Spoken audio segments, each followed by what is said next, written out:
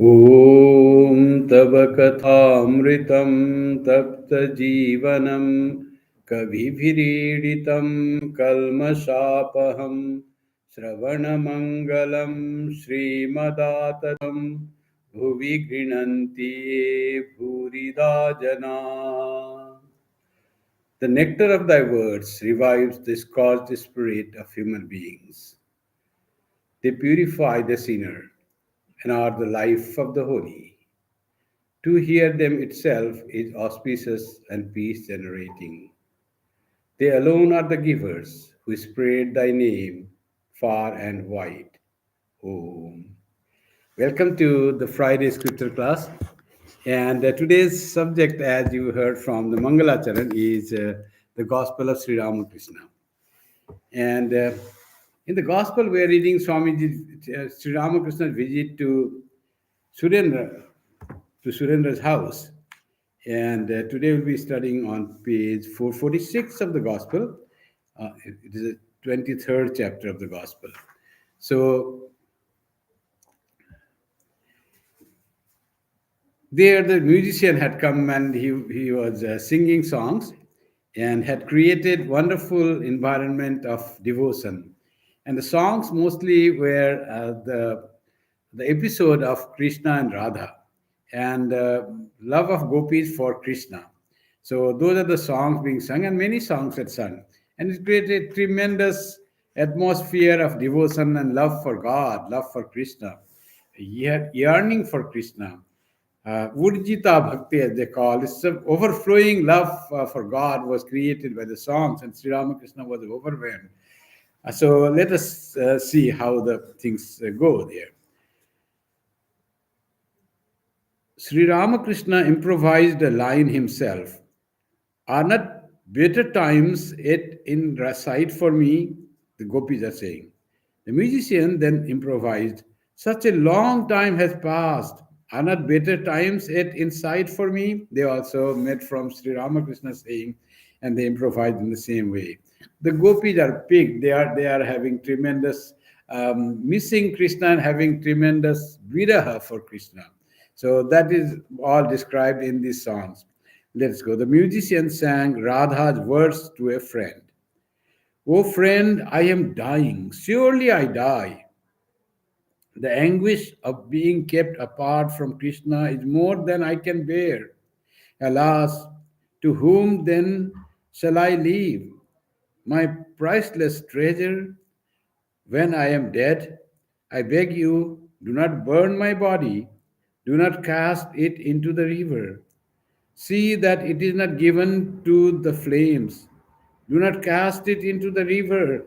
In this body I played with Krishna. Bind my lifeless form, I beg you, to the black tamala tree. Tie it to the tamala tree. Touching tamala, it touches black. Krishna is black, and black is tamala. Black is the color that I love. From earliest childhood, I have loved it. To the black Krishna, my body belongs. Let it not lie apart from black. So she thinks about her death and wants to be united with Krishna, if not Krishna, something black. And the tree, Tamala tree, is black, whose trunk is black and leaves are also quite dark green, looks black. So this Tamala tree is often described as representing Krishna, or seeing that tree, they all remember Krishna's presence. So it is like the image of Krishna, as it were, because it is black in color. So Tamala has that synonyms, goes with Krishna's thing. Now, again, another song. Radha reaches her last extremity. She faints away. It's all in the song being described. Now the song continues. Radha has fallen to the ground. She lies there, lost to the outward sense, repeating her precious Krishna's name, and straightway close both her eyes. Ah, has the drama reached its end? What ails you, O delight of Krishna? Only a moment ago you spoke, her friends anointing Radha's form with cool and soothing sandal paste, attempt to bring her back to earth. Some of them weep in bitter grief. They cannot bear to see her die. Some sprinkle water on her face. Perhaps she will revive again. But oh, can water give back life to one who dies of Krishna's love? So all is about the love for Krishna, and she's ready to give up even her life itself. So love for Krishna is so tremendous. So that is describes the poet describes how Radha is ready to give her life for the sake of Krishna. Devotees often have been seen that how they can give life for the sake of love for God. Even Sri Ramakrishna himself was ready to give up his life for the sake of Divine Mother Kali. If you I cannot see you, why to stay there? That is the ultimate of viraha, that doesn't want to be separate from the beloved one. And in Krishna's life, it is so much it is described so beautifully by the poets through so many years, say 500, 600 years after Chaitanya Mahaprabhu, this all the description has become more. In Bhagavatam, there is no mention of Krishna, but love of gopis for Krishna is mentioned. But in Bengal tradition, after Chaitanya Mahaprabhu, this developed a lot about Radha's love for Krishna and Radha's tremendous love, where she is even ready to die. And when she says, "If I die, don't burn or don't dispose of my body, but tie it to the Malatree, at least my lifeless body will be one with Krishna." That much is the thing. Radha's friends chant Krishna's sweet name. Now she has fainted in her ears. This brings her back to partial consciousness. She looks at the black tamala tree and thinks that Krishna stands before her. Krishna's name restores her life. Once more, her two eyes gaze around, but Krishna's face she cannot see. Alas, how bitterly she weeps. Where is my Krishna? Where is he whose name you chanted in my ears? Bring him but once before me here. Seeing the black tamala tree, she stares at it and cries aloud, "There is his crest. I see it clearly. There is my Krishna's lovely crest." But only a peacock did she see, whose glistening feathers she mistook for the gay feather on Krishna's crest. So this is all about how she is uh, having so much pull and attraction for Krishna, and she sees everywhere Krishna there, but Krishna is not there. Now, the description. Krishna has gone to Mathura to assume his royal duties. He has discarded his cowherd's dress and flute and put on the royal regalia. Radha's friends, after a hurried consultation, send a gopi to Mathura as messenger. She meets a woman of that city of her own age who asks her where she comes from. Radha's friend says, "I don't have to call Krishna. He himself will come to me." But nonetheless, she follows the woman of Mathura and goes to Krishna's place. In the street, she weeps, overcome with grief, and prays to Krishna, "O Hari, where are you? O life of the gopis, O enchanter of our hearts, O beloved of Radha, O Hari, remover of your devotees' shame, come to us once more." With great pride, I said to the people of Mathura that you yourself would come to me. Please do not humiliate me. It was the description given of the how Radha's this messenger from Vrindavan was doing in Mathura. Now again the song continues. In scorn says the woman of Mathura, "Oh, you are only a simple milkmaid. How can you go to see our king, our Krishna, in your beggar's rags? Behind seven doors his chamber stands. You cannot enter. How can you go? I die of shame to see your boldness. Tell me, how will you manage to enter?" This is Radha, this Mathura woman is saying to this messenger from Vrindavan. Says the gopi, now gopi say words. Krishna, beloved soul of the gopis, oh, where are you? Come to me here and save my life. Where are you, adorable soul of the gopis? Come to me, Lord of Mathura, and save the life of your sorrowing handmaid. Ah, where are you, beloved of Radha, Lord of our hearts and friend of our souls? O Hari, destroyer of our shame, O priceless treasure of the gopis, come to your handmaid and save her honor. Thus the messenger weeps and cries out for Krishna.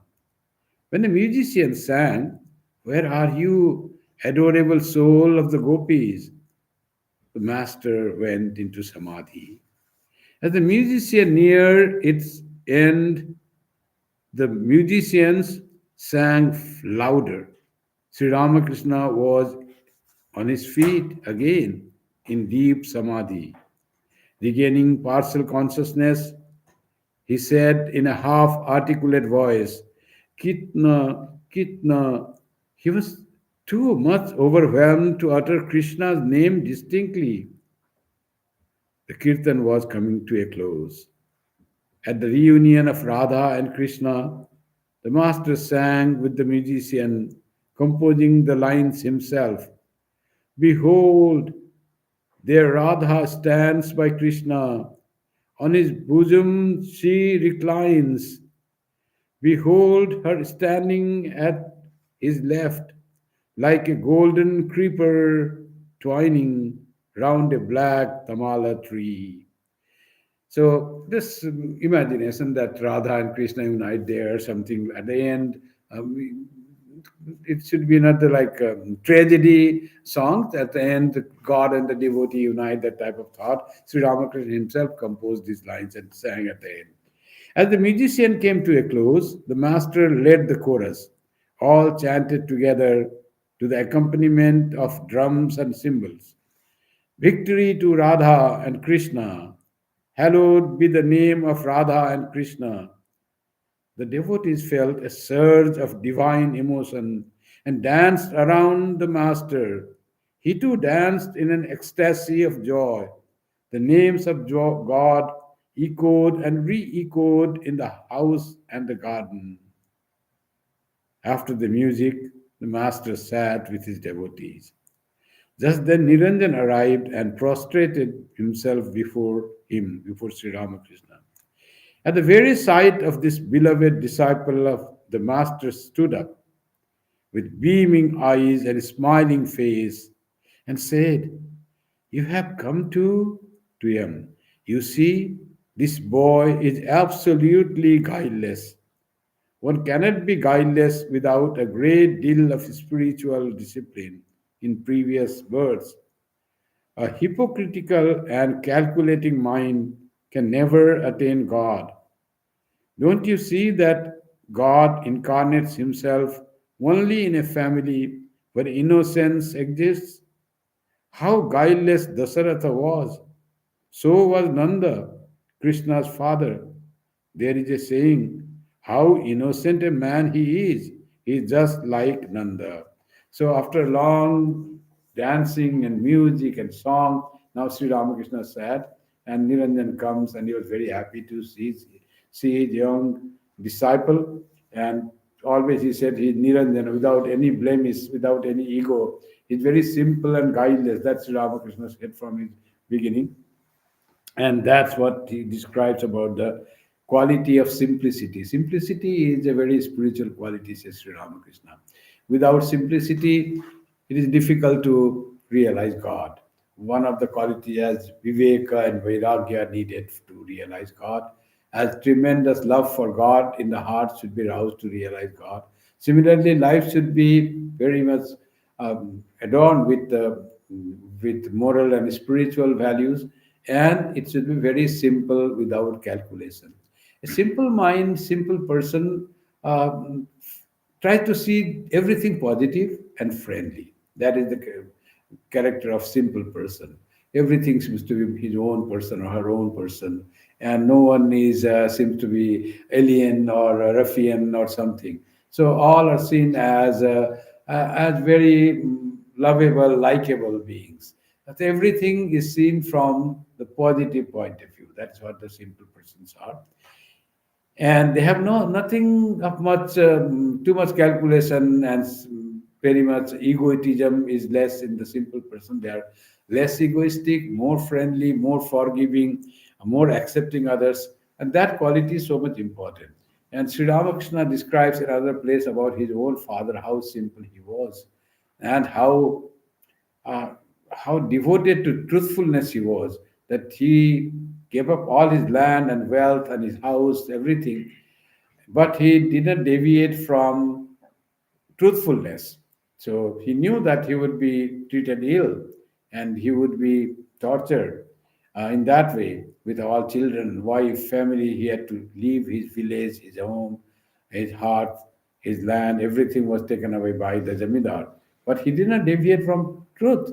So simplicity doesn't mean that you do whatever can do with you. Simplicity means you are aware of what is right and what is wrong, and you stick to righteousness. That is what Sri Ramakrishna praises. He was so poor, and Sri Ramakrishna's father, Khudiram Bose, Khudiram Chattopadhyay. And when he moved to a new village of Kamarpukur from his own village of Derepur, he was so much respected here, though he lost all his property, land, became very poor. But all that story made respect, give more respect in others' heart. So whenever he walked through the streets of village Kamarpukur, people used to stand to, just out of respect for this penniless person who has taken shelter in another village by the benevolence of one of his friends who gave a little piece of land and one house to stay. So that is the sign of simplicity and purity. And Sri Ramakrishna gives the example of how Dasaratha was so simple. Great king, emperor, he was Chakravarti Raja, but that doesn't take away his simplicity. He was very simple, he was not crooked. That's why he also fell in some trouble that his wife asked, he said, "You have done so much for me, you have saved my life, asked for two boons." And wife said, "Not now. I'll ask when it is needed." So, because Dasarath never thought that his wife will ask something that Rama should be banished to the forest and Bharata should be king. He was so simple, he never in dream could imagine that way. And that's why when that was asked, he just fainted. He would not survive to this. He could never imagine that his beloved wife, Kaikeyi, could ask such things. That is a sign of simplicity. But his life was so great because he was so simple. That's why all divine people came to his house as his sons. Rama was Avatara of God, and all others are divine people. Bharata, Lakshmana, Shatrugna, all were divine. So all they came or born in his house because he was simple. And Sri Ramakrishna gives the example of another simple person, simpleton. It's Nanda. Nanda was also a very simple person, very loving. Everyone loved him. And you see how simple they were. Their baby was exchanged. And Nanda, Yashoda, no one knows that girl was born and now it has become boy. Nothing they know. How when girl is born, they know girl or boy. But now when they see it all changed and they do not know. This is the level of simplicity. Now there is Krishna in place of their daughter. So when daughter gone, they will search, oh, this was the thing. Baby boy has been born. Now finished. That was the way.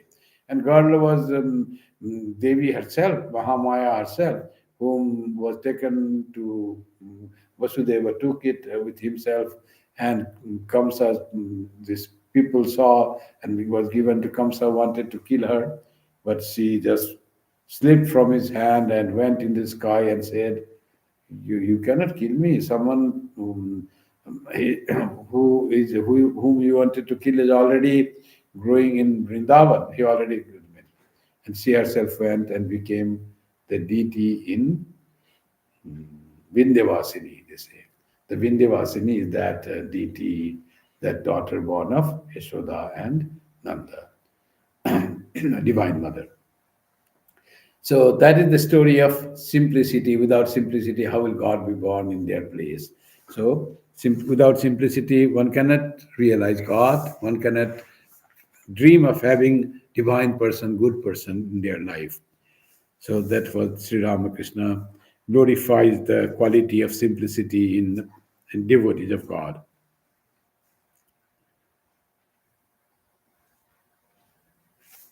To Niranjan, I feel as if a dark veil has covered your face.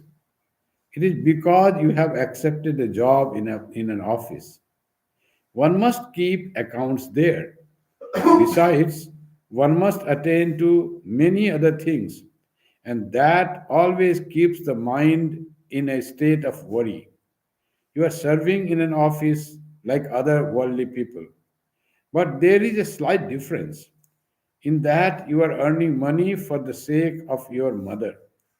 One must show the highest respect to one's mother, for she is the very embodiment of the blissful mother of the universe. If you had accepted the job for the sake of wife and children, I should have said, fie upon you, shame, 1,000 shames. So, because Niranjan has some other role in Ramakrishna's great divine mission. So, not like for everyone that everyone cannot work for wife and children for the family. So, but it was not for Niranjan. So, Niranjan, because he didn't approve that much wholeheartedly, but said you are working for your mother, that's why it's okay, it can be accepted. Otherwise, I would have said, shame upon you to take a job and work for earning money, because he knew that they were all going to renounce the world and money had nothing to do with them. So they were not to be caught in the worldly things, worldly employment, worldly enjoyment, nothing that. That's why he said to Niranjan that way. To Moni Malik pointed to Niranjan. Look at this boy. He is absolutely guileless. But he has one fault. He is slightly untruthful nowadays. The other day he said that he would visit me again very soon, but he didn't come to Niranjan. That's why Rakhal asked you why you didn't come to see me while you were at Oryadaha, so near Dakshineswar. Niranjan. I was there only a couple of days, Master to Niranjan, pointing to him. He is the headmaster, pointing to him. Acha, to Niranjan, pointing to him. He is the headmaster of a school. At my bidding, he went to see you, to him. Did you send Baburam to me the other day? So all he's now collecting his disciples and asking Yam to bring them. Baburam was a student in his school, and he wanted Baburam to be sent to Sri Ramakrishna. That's what he's asking, and he cares so much. We read other times he was always asking, Naren had not come for many days, and can you send him? And my heart is like bringing in pain, breathing in pain like a towel wrung. But you see how for Niranjan, for Babu Ram, for everyone, his heart used to feel that way. So his Sri Ramakrishna love for all his disciples is that way. Only sometimes with Naren it was maybe little more, but he was.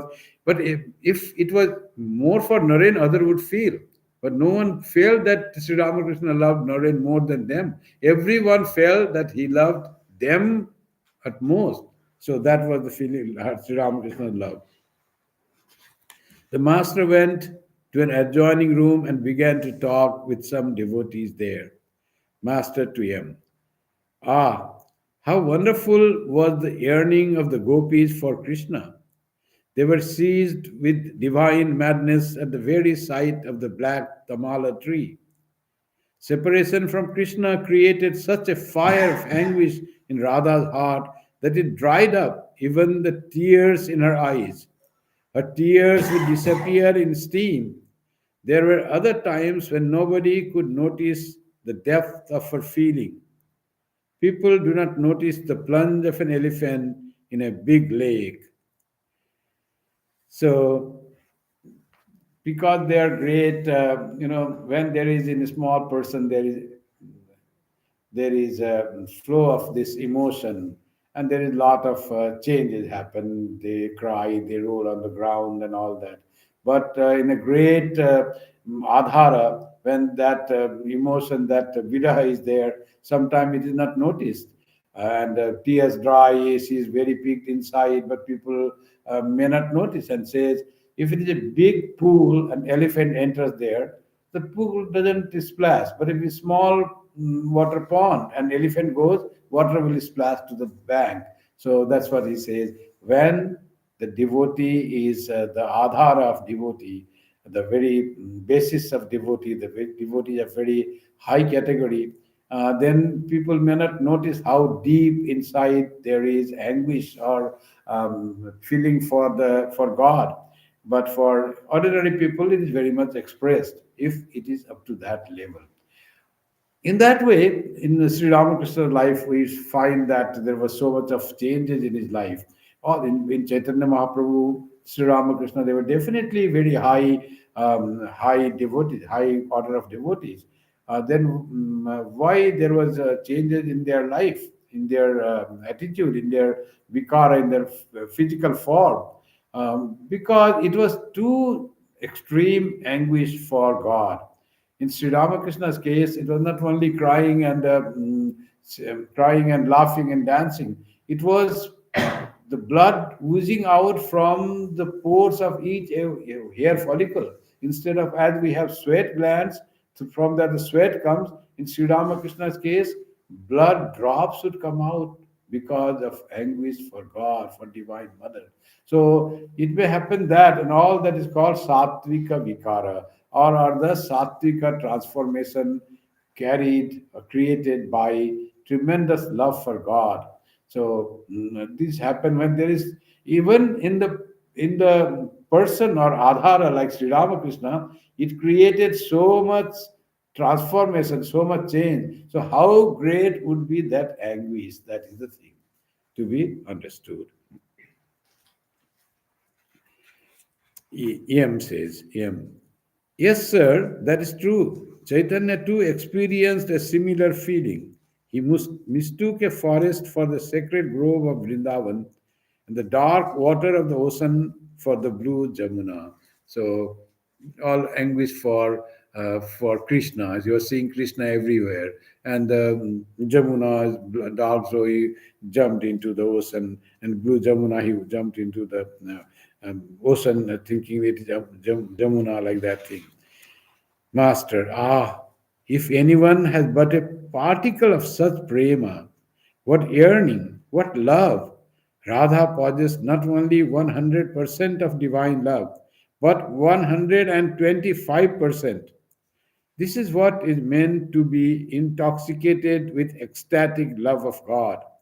The sum and substance of the whole matter is that a man must love God, must be restless for Him. It doesn't matter whether you believe in God with form or in God without form. You may or may not believe that God incarnates Himself as man, but you will realize Him if you have that yearning. Then He Himself will let you know what He is like. If you must be mad, why should you be mad for the things of the world? If you must be mad for God alone. Beautiful Sri Ramakrishna saying to everyone who may not believe God with form, still he can be mad with love for God. And that's beautifully. And Sri Ramakrishna used to say, when you have 100% faith, 100% love, he used to say not only 100%, he used to say, Charshike, used to say, Charshike Charana, mane 125%. More than 100%. That should be your love for God. Forget everything and dedicate yourself for God. And this love for God can be increased by coming closer to God through communion with God. And how do we commune with God? Whether it's with form, without form, we do not know. The one whom we do not know, how can we grow love for that being which we have not seen? which we do not know. God is the very basis of our soul. If we love ourselves, we love God. Because what we love truly is our own soul.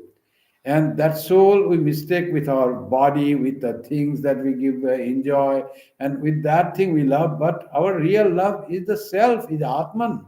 And that Atman is God Himself. So, Atman we do not see. We have not seen our true self. It cannot be seen also. It is pure consciousness. But nonetheless, we love.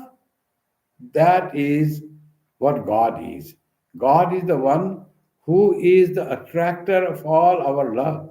That's why Krishna akarsayati iti Krishna. Krishna one who attracts. What does it attract? It attracts the love of human beings. That's what the Krishna is.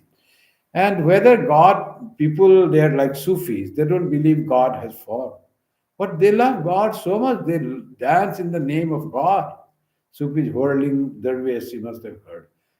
No form, but love can be generated without even seeing them, without even thinking of them with form. That may be a little difficult, but the one you have the feeling that someone is truly beloved and he loves us so much. If we have some idea we can have that how much God loves us, naturally our love will flow towards God. And for those who love, who have faith in the form of God, it's much easier. That's why beautiful image of God, painting of Krishna, you see image of Krishna, so beautifully it attracts us.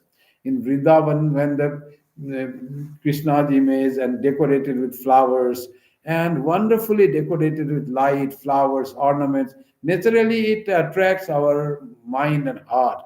And people just by seeing the image of stone image, and it seems like he is there, he is blessing us, he's so beloved that you can feel. So Krishna, that on in Vrindavan, that Bhagya Vihari, on they call it is on Hari Bodhani Ekadashi, they call. Just it went in the Kartik Ekadashi, the last Ekadashi. They decorate with all white flowers. The whole body is covered with white jasmine flowers, and he looks so beautiful. And that many people go, and big crowd, and seeing that itself, many feel that God is present there. It is easier to have attraction and love when you believe God with form. But it is not limited to have that love and yearning developed only if you believe in God with form. Without form, also, there can be love expressed, and you can love God equally. In Christianity also, there is God is supposed to have no form. He lives in above the clouds, without above the clouds, and Father in heaven. They have like one intermediary, Jesus, with the only Son of God. They call Son of God. Their love for Jesus, they have some paintings, some drawings are there. So by that they can have that love expressed to that image, that painting, that picture. But Father in heaven, the most beloved, whom Jesus loved.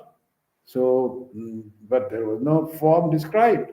Michelangelo later said, painted the God with a flowing beard and touching the human being after creating, and then he gave the life to the, after creation, he gave life to the man. You'll find that in the Sistine Chapel in Vatican. Um, that how Michelangelo at the roof he painted from his imagination how God would be like senior person, and Jesus was created, man was created, and he is touching the man with his index finger and giving the life to the created man, putting the soul into the man. That is their concept.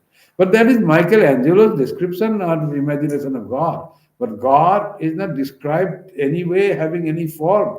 That he is a so beautiful face God has, and God has like this eyes and so bright eyes. Nothing is described in the Bible about the Father in heaven. He is most beloved, he is most forgiving. Only that is said. All human qualities and divine qualities, but no description of form. So formless qualities. Even in Judaism, it's that way. God, even in Islam, God has no form, but it has qualities. He protects you, He feeds you, He forgives you, He inspires you. And in Judaism, sometimes you become very angry if you don't follow His teachings. and wrath will fall upon him. If you don't follow, he will send you to hell. If you follow his teaching, you'll be pleased, then Jesus will say, "Here, then God, good Lord," and you go to heaven. In Christianity, in Islam, also like that, God will test how you have lived in the life in the world, and final uh, day of judgment, you will be sent either to hell or heaven according to your karma in this world. So karma bears fruit. Karma bears fruit. That is in all religions. Whatever you sow, that you reap. That is in all religions. So one who loves God, whether with form or without form, can have that surge of love can be developed in our hearts for God. So that's what Sri Ramakrishna is saying. Whether you believe in God with form or without form, you can still love God. You can still pray to God. He says, even you may be like, you may have doubt on the existence of God. Still, you can pray, he says. You do not have full faith that God exists. Then you pray, "Oh God, if He exists, please give me your love for your feet. Please, may I become a true person. May I have self control. Do not make me fall to the worldliness." Like that, you can pray, saying, "God, if you exist," you are not sure, you have doubt about God's existence, but prayer can be done. So that's what Sri Ramakrishna is accepting and uh, so broad minded. He doesn't say, "What, you don't believe in God and you have come to me?" No, not that way. Anyone is welcome. Even those non believers are welcome to Sri Ramakrishna. And he will say, "If you don't believe in God, have a doubt in God, then you pray that way." That was Sri Ramakrishna's, how he could accept every being, every human being. Presently, Sri Ramakrishna returned to the main hall of the house. A big pillow was placed near him for his use. Before touching it, he said, "Om Tat Sat." Footnote: a sacred formula of the Hindu religion, meaning the Lord is the only reality. That Om Tat Sat, when you remember God and think God is the only reality, it's also the mantra that purifies. Om Tat Sat, Hari Om Tat Sat, if you say, it purifies the thing. Perhaps the pillow had been used by many worldly people, and that was why he purified it in this way. Bhavanath, M, and other devotees sat near him. It was getting late, but there was no indication that the meal was going to be served. The master became impatient, like a child, and said, "I don't see any sign of food. What's the matter? Where is Narendra?" So no food, Narendra, now he remembers. Where is Narendra not came? So was the thing. So often we say there are many this mystic words to purify the thing. One is Phat.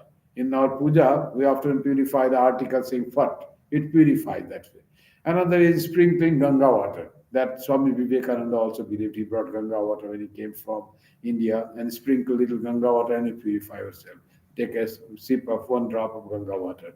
Like that, these things are these mystic syllables or these people, this thing that which you think purifies yourself. It creates that. And they say, and of course, washing hand, taking bath, these all are purifying things. So sometimes something you do and there is no water, then how to purify the water? Well, purify your hand. They say touch your head. On head is Ganga is there, and Ganga is there at the feet of Vishnu and head of human being. So touch your head and you purify. So there are many ways how we can feel that to we feel purified that way. Once that story of this Nalinidhi and Holy Mother is there, she feels that she is impure and she says, "I have to go and take bath in the Amodar river in Jairambati." And Holy Mother said, "This cold time, winter, Jairambati gets quite cold.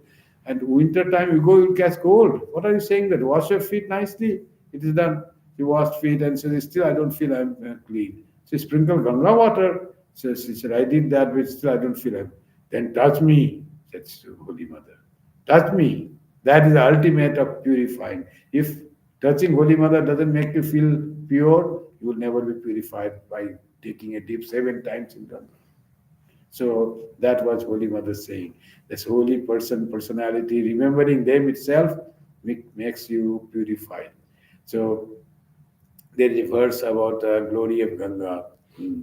Gange Gange yo bruyat yojananam satarapi muchyate sarva papebhyo Vishnu lokam sagachati.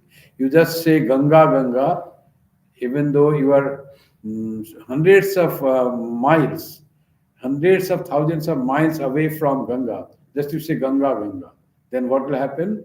Muchyate sarva papebhyo. Will be freed from all sins, will be purified from all sins. And Vishnu Lokam Sagachati. Just by saying Ganga Ganga, you will go to Vishnu Loka. That person, he or she, will go to Vishnu Loka. Means you have become purified just uttering the name of Ganga. Taking a dip in Ganga, drinking Ganga water, touching Ganga, sprinkling Ganga water, all that is there. But saying Ganga itself, you will be purified. And in Hindi, there is a saying, if you are already purified, you don't have any blemish, any self-centeredness, any hankering for worldly enjoyment. You are already purified. You are happy in your mind. Man changa. When it's man changa, you are not thinking of any nefarious thoughts. Man changa to kathauti me Ganga. You don't have to go to Dasashwamet Ghat in Varanasi to get Ganga. In Kathauti means a wooden bowl. In that, whatever water is there, that is Ganga. It depends on your state of mind. Manchanga to Kathauti me Ganga. When your mind is pure, every water is Ganga water. After all water is Apo Narayana. Water is a symbol of God. So that every water becomes God.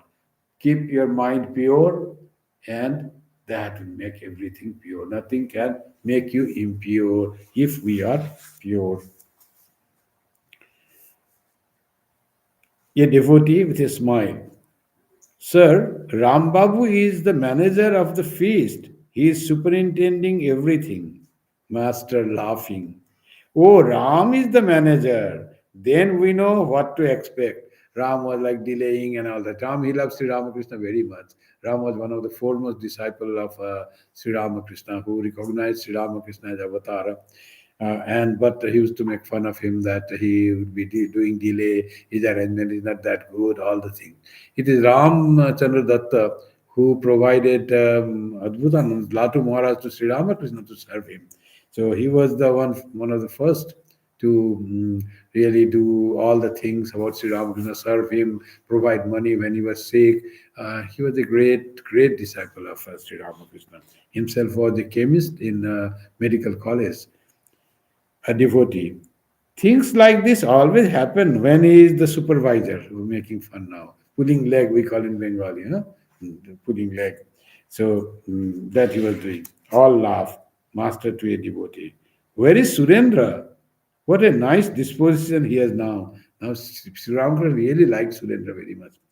And Surendra also very devoted to Sri Ramakrishna, one of the Rasadas who provided. He bore all the fee, all the rent of Kasipur garden house. It was 80 rupees per month, like 2 months. Sri Ramakrishna's salary was 7 rupees per month. And that house was 80 rupees per month. So people thought that they have to raise the funds and then we'll bear cost. So Sri Ramakrishna to Surendra, won't you be able to bear? He said, yes, I will bear. It was hard for him too, but he promised and he bore all the fees, all $80, 80 rupees per month he bore. But he was very devoted to Sri Ramakrishna. What a nice disposition he has now. He is very outspoken. He is not afraid to speak the truth. He is unstinting in his liberality. No one that goes to him for help comes away empty handed to him. He went to Bhagavan Das. What sort of man is he? A great Vaishnava devotee. Actually, Sri Ramakrishna also later on will meet Bhagavan Das Babaji of Kalna. So he was a great Vaishnava scholar. So he met him. Photo. He's asking about Bhagavan Das Babaji, quite well known. M. He's very old now. I saw him at Kalna. It was night. He lay on a carpet, and a devotee fed him with food that had been offered to God. He can hear only if one speaks loudly into his ear. Hearing me mention your name, he said, You have nothing to worry about. I think Sri Ramakrishna already visited Kalna earlier because he's now too old. So Bhagwan Das Babaji said when Sri Ramakrishna had gone to Kalna, there was some kirtan going on, and one seat was reserved for Chaitanya Mahaprabhu's seat, a honorific seat. They came as if Chaitanya Mahaprabhu will come and sit. That is for meant for God. Sri Ramakrishna went and in divine embracement, he sat on that seat. Everyone was unhappy. Why this person can sit? Bhagwan Das Babaji said, no, no, he's the right person. He could recognize that much of intuition he had. Who is highly spiritual, who is divine, that Bhagwan Das Babaji could understand. That's why he said to him, when you are connected with Sri Ramakrishna, then you have nothing to worry. He will take all your care. Bhavanath to him. You haven't been to Dakshineswar for a long time. The master asked me about you and said one day, has M lost all taste for this place? Bhavanath laughed as he said these words. The master heard their conversation and said to him in a loving voice, yes, that is true. Why haven't you been to Dakshineswar for such a long time? M could only stammer some lame excuses. Just then Mahimacharan arrived, another great devotee. All were gathered there. Mahimacharan arrived. He lived at Kashipur near Calcutta. Mahimacharan held the master in a great respect and was a frequent visitor at the temple garden. He was a man of independent means, having inherited some ancestral property. He devoted his time to religious thought and to the study of the scriptures. He was a man of some scholarship, having studied many books, both in Sanskrit and English. Master to Mahima. What is this? I see a steamship here. All laugh. We expect here a small boat at the most, but a real steamship has arrived. But then I know it's the rainy season laughter. So big person has come. Why could he come here? Because it is the rainy season means so much of devotion is overflowing. So naturally, a big devotee of God would come. So that's what he's saying, laughter. The master was conversing with Mahimacharan. He asked him, isn't feeding people a kind of service to God? God exists in all beings as fire. To feed people is to offer oblations to that indwelling spirit. But then one shouldn't feed the wicked. I mean, people who are entangled in gross worldliness or who have committed heinous crimes like adultery. Even the ground where such people sit becomes impure to a depth of 7 cubits. Once Hridaya fed a number of people at his native place. A good many of them were wicked. I said to Hridaya, look here, if you feed such people, I shall leave your house at once. To Mahima. I hear that you used to feed people, but now you don't give any such feasts. Is it because your expenses have gone up? Laughter. So, feeding wonderful. So, Sri Ramakrishna taught his disciple to make um, discernment between good people and wicked people so that the company of wicked people are not gained. So, in the name of feeding, they may get in touch with the wicked people and lose their merit of having the good things. So, this is for the sadhaka that is needed. That's why Sri Ramakrishna is saying. Sri Ramakrishna himself had seen how in the wicked people also, person also, holy divine mother Kali, the power was there working. So he had no problem with the wicked people. But those who are just progressing in the field of spirituality, they should little discern between wicked and good, so that company of good they get. And as in Bhajagovindam also it is said, mm, Tyaja Durjana Sangsargam Bhaja Sadhu Samagamam. Shankaracharya said, don't keep the company of Durjana, bad people, wicked people, and keep the company of Sadhu, good people.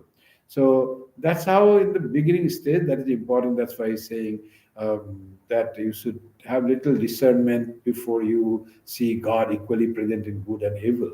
In Holy Mother, there was no good and evil distinction. Discernment was not there. She saw God dwelling in all. So Sri Ramakrishna teachings we should not confuse. It is for the people who are just progressing in spiritual life and should be little alert from the people who have impure vibes, impure thoughts, impure actions they do, and should not have the company with them. Try to keep a distance with them. Mostly problem comes in our day-to-day life in the world. We have in the world to meet with people who are good and who are not so good in our workplace. And when you come to place like temple or church, there are mostly good people, devotee of God. But in the world, when we are at the scene of work, then but we have to deal with everyone. Some may be very characterless person, some may be good person. So one way is to not to think about what people's difference is, so be unaware of any person's any quality so that it doesn't touch you. If somehow you come to know about the wickedness of others, then keep safe distance from that person. Sometimes what happens, people just give bad names to the people and they say this is done that, that is done that. So without even knowing about their real character, we start to think of that way, mistakenly think. So that is also not right thing. But when we choose our friends, close friends to whom we are intimate, we should find those with whom we can relate our mind, of similar mind, person of similar mind. So to them, friendship helps in our spiritual life. That's why Teja Durjana Sangsargam Bhaja Sadhu Samagamam. Now Sri Ramakrishna says that wicked people, mad people, very difficult people, sometimes if you neglect them, if you do not give importance, they create harm. Hmm? He says, when a drunkard person comes, you should not just avoid him. You should say, "Hello, uncle, how are you? Would you like to have a puff of tobacco?" Like that time of that thing. So keep good relation. Don't make bad relations. They will harm you otherwise. You'll be in big trouble. So those people are also type there. Sometimes you have to keep distance, but keep the so that do not have focus on you as an opponent. They should not look upon you something you oppose like that thing. So there are many ways how we should deal up with the people who are not good in the world, and we have to learn tactfully in the world. And yet we should know that even in the people who are not good, everything is not bad about them. Their soul is divine and pure and perfect like any other soul. As soul, that person I are same, but only the problem with that person's mind is yet to be purified, impure mind, and that creates the problem with the person. The man or woman as such is pure and divine, but her qualities are more like tamasika or rajasika. There's no sattva developed, which do not touch the soul, but they may influence negatively to me, to my mind. So we should be alert and aware of that and try to have company of good and try to avoid as far as possible without disturbing, without letting them know the people who are wicked and who are too much worldly centered. That's what the advice of Sri Ramakrishna. Now the closing chant. Om Shanti Shanti Shanti Hari Om Tat Sat Sri Ramakrishna Arpanamastu Jananim Saradam Devim Ramakrishnam Jagadgurum Padapadme Tayo Shritva Pranamami Muhurmuhu. Next two scripture classes, next two Fridays, it will be only online, no in person. I have to visit out. I will be out of city, out of town for next two Fridays. Thank you and good night to everyone.